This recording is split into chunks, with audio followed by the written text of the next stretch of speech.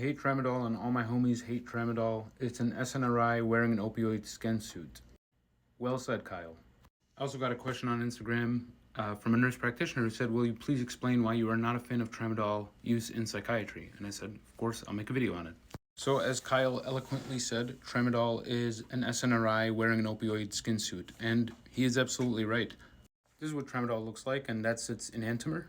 For those of you who are taking organic chemistry to go to medical school, enantiomers don't just stop in undergrad. So this column is Tramadol, this column is DSMT, which is the active metabolite of Tramadol. And remember with affinity, the lower the number, the tighter the binding.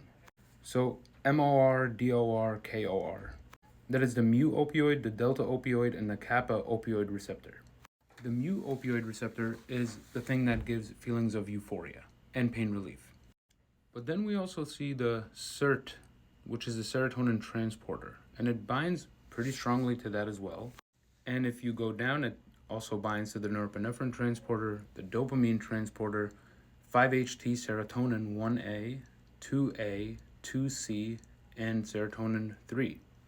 Now with all that activity, what is Tramadol actually useful for? It's primarily used for pain relief. So imagine I had a patient come in who is in pain, maybe post-surgery, and for whatever reason I was prescribing their pain medication. If Tramadol did not exist, would it be reasonable for me to give them an SNRI, an SSRI, and an opioid agonist? No. Why would I give them 3 medicines at once? With Tramadol, it's one medicine, but it's like giving somebody 3 medicines at once. And that's why me and my homies hate Tramadol. It interacts with a lot of things. It can cause a lot of side effects. It's potentially addictive.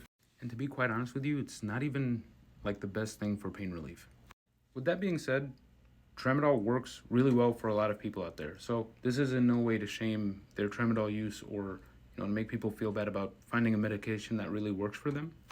But generally speaking, I'm not a fan of it.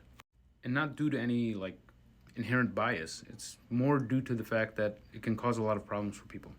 Let me know if there's another medication you'd like me to talk about.